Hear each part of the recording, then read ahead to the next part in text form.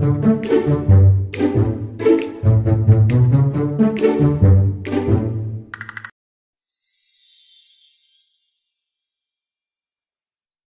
name is Muhammad ZULFADHLI HAMDAN. Definition is included by viewpoint. First of all is accounting. The area of accounting that deals with valuing and documenting changes to inventories is known as inventory accounting.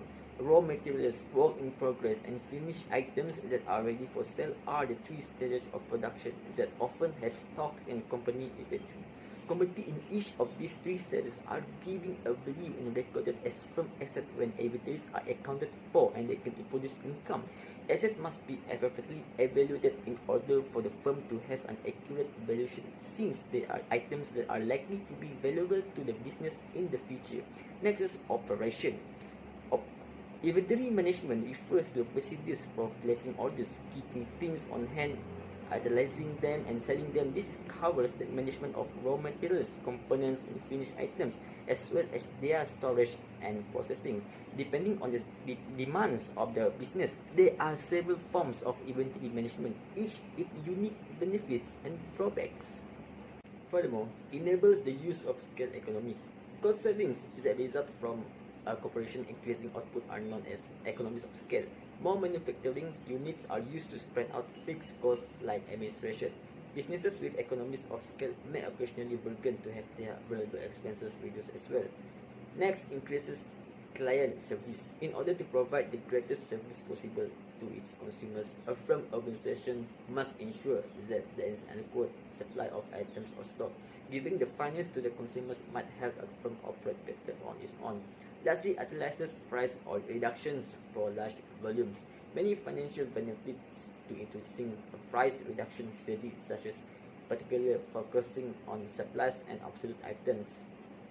Carrying excess inventory in lower volumes in the supply chains can lead to lower carrying costs, such as reduced storage costs and inventory service costs. Inventory challenges.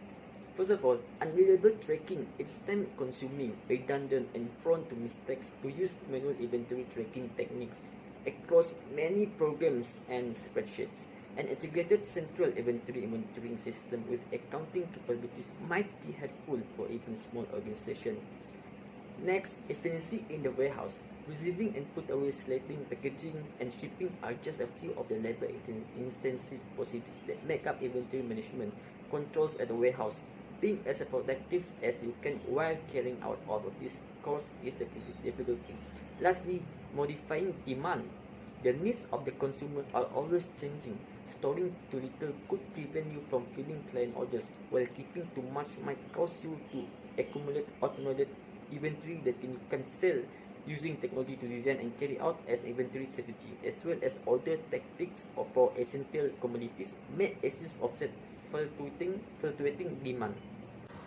Hi, my name is FRANCISCA EURICA, and in this slide I will tell you about the differences between supply expense and inventory.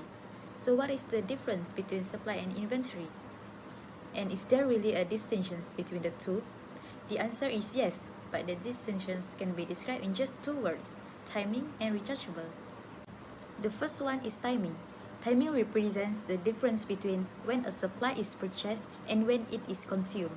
If it is purchased and consumed in the same period, it is treated as a supply expense and is presented on the income statement with all other expenses.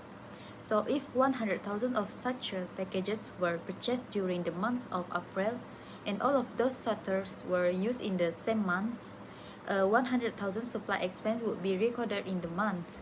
If that same amount of the sorters were purchased in April but half were not used as of the end of the month, then the remaining unused portion of the purchase is shown on the balance sheets as capitalized inventory.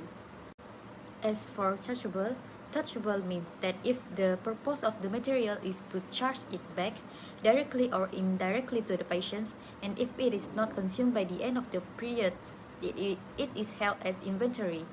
If an item has no role in reimbursement, then the cost of those items, whether or not they are used in that period, is probably expensive.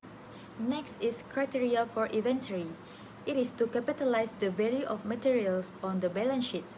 There have to be criteria that determine materiality. For example, what dollar threshold should be placed on inventory that is capitalized versus expense, and what makes inventory unique to each hospital. Without criteria in place and without complying with GAAP accounting requirement, organization would just immediately expense all items that were just purchased, which of course does not properly reflect timing and matching principle in accounting. Criteria should be defined so that each department and location purchasing and storing material will check the following. Are the items held for sale to patient directly or indirectly? Are the items consumable?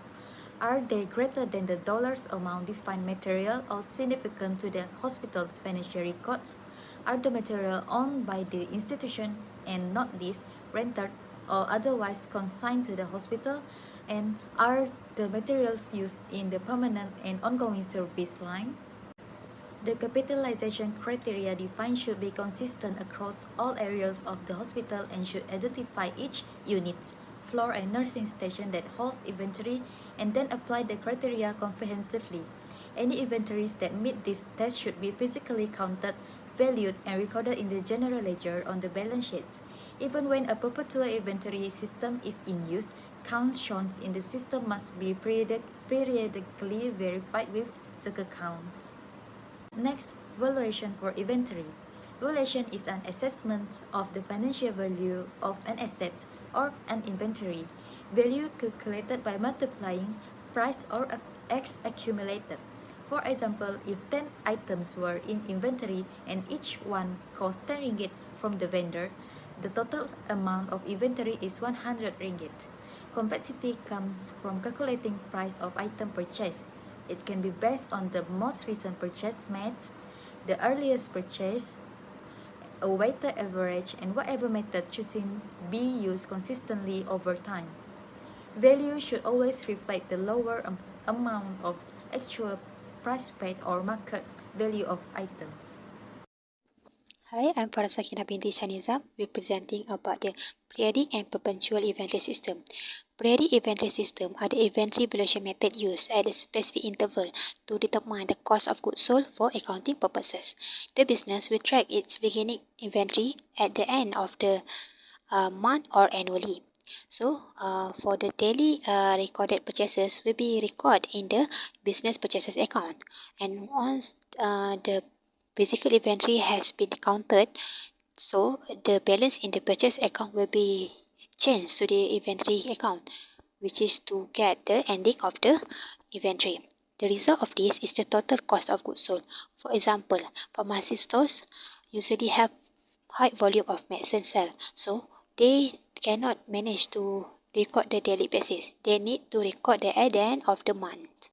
Next, perpetual inventory system is quite different from the periodic inventory. This is an inventory method that continuously record daily purchases and the sale with the use of computerized system. In the process of the perpetual method, the barcode will be sent data about items sold or purchased into the inventory software to update the inventory ledgers. This data will recalculate and update the cost of goods sold automatically, and then the system update the reorder point, the minimum of the quantity that must be used to replace the old stock. So once the new reorder point is ready, they will generate the new purchase to ensure the inventory is well stocked. Lastly, the system will be monitor the inventory change. Next, I'm going to talk about the benefit of periodic and perpetual. Periodic system instead is cheaper than perpetual. It does not require more than just a pen to record all the purchases. We can set physical counting at our own convenience until the end of the accounting period.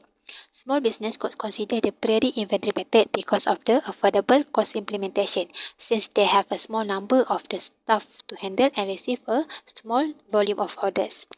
But the disadvantage is there is little source of information gain. When the company still receive larger order at the end of the month, the physical counting and actual number are not tally. Thus, this need to spend more time to recheck all the time again.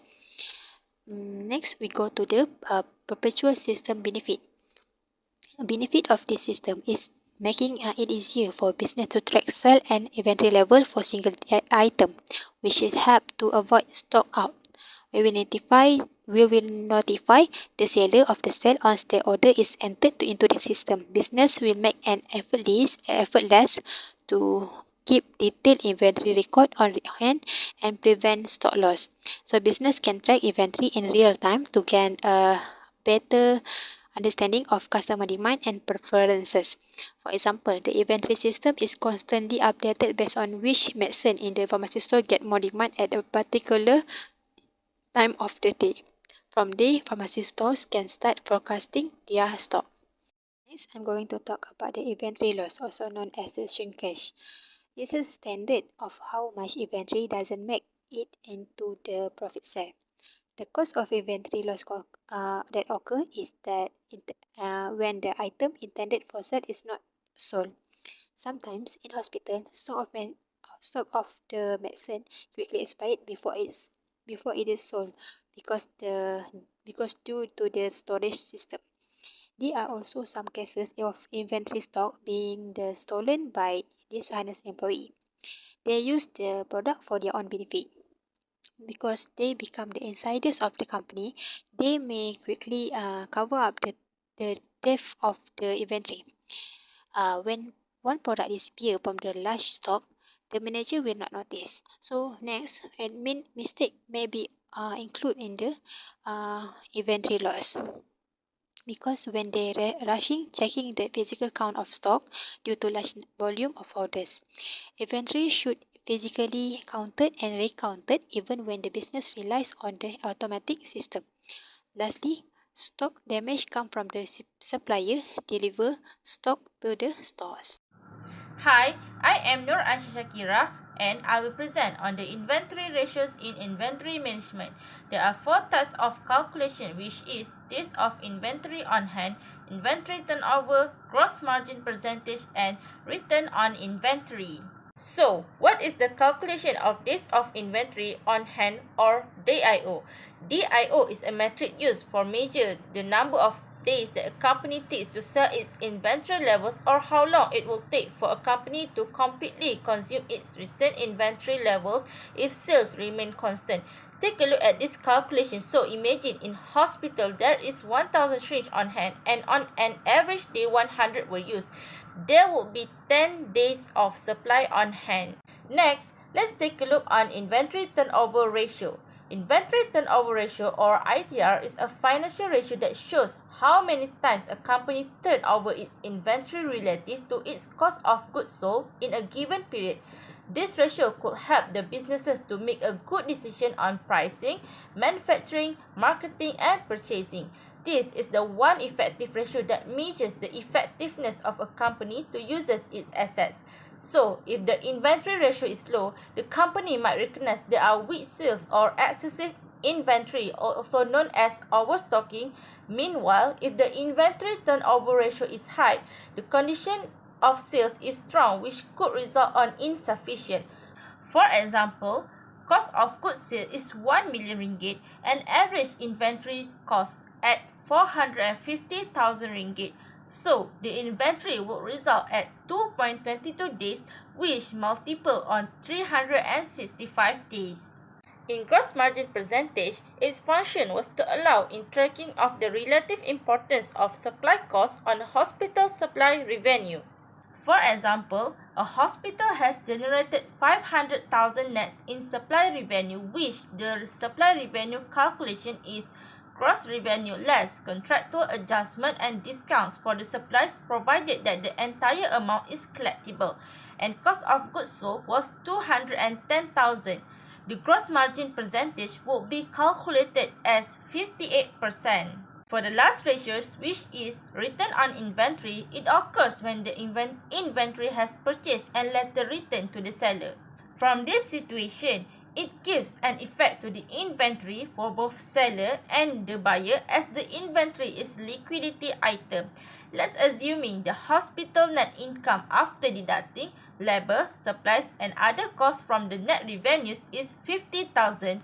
Then the return on inventory would be 10%. So managers have to analyze this calculation over time so that it will help them to find useful patterns and consistent on focusing the supply profitability. Hi, my name is NADHIRAH and I will explain about the inventory policies. A hospital needs to have a policy in place to ensure comprehensively and completely valuing and managing its inventories. And here is the items that are must include in the hospital inventory policies. And the items are capitalization criteria and valuation methods, periodic versus perpetual system, definition of supply versus inventory reporting requirements, for example, timing and nature of management reporting, instruction for cycle counts and periodic physical inventory counts, treatment of obsolete inventory, management of consignment inventories, the use of systems such as RFID or barcodes, inventory receiving and custody, shrinkage or loss recording, and lastly, inventory metrics. The next is inventory planning. Planning and managing inventory are vital to effective inventory management, sales and operation planning, and collaborative planning, and also forecasting and replenishment. The purpose of inventory is to buffer the variability inherent in both supply and demand environments. In a perfect world, where demand is constant and manufacturers or distributors supply the exact amounts in the plan, no inventory is necessary. However, in real life, this variability or fluctuation in the market is inevitable and effective business processes have to be put in place to plan and manage accordingly. And here is the key aspect of inventory planning, which is establish safety and cycle inventory policy levels, obtaining the right amount of items just at the point of need our consumption, evaluating demand and planning inventory positioning accordingly, and lastly, building effective replenishment process based on collaborative demand plans and inventory policies. The next is inventory management expectations. Although inventory ratios are metrics that gauge how well inventory is being utilized or managed over time, the expectation of materials manager is not only continuously improve these metrics, but to also focus on inventory utilization, order fulfillment efficiency, revenue generation, and operational efficiency. For inventory utilization, this performance indicator measures how efficient the group is in delivering and managing overall inventories for the organization. The metric is defined as both the total inventory value as well as the DIO, which is a better metric for measuring inventory when patient volumes are growing. Tracking number DIO, setting a targeted level, and then managing toward that goal improves the inventory utilization. The next is order fulfillment efficiency. It measures the efficiency of a department's picking, packing, and handling process. It should be measured as both the overall cycle time for fulfilling orders as well as numbers of items picked per hour, plus any number of other metrics available. Similarly, fill rates can be used. For revenue management inventory, it is responsible for maximizing revenue sources such as pharmaceutical items, medical supplies, or durable medical equipment. Revenue management inventory is capturing 100% of the potential revenues and minimizing the associated expenses is the goal. Tracking of the return on inventory, as calculated earlier, ensures that inventory is successfully generating revenues for the organizations.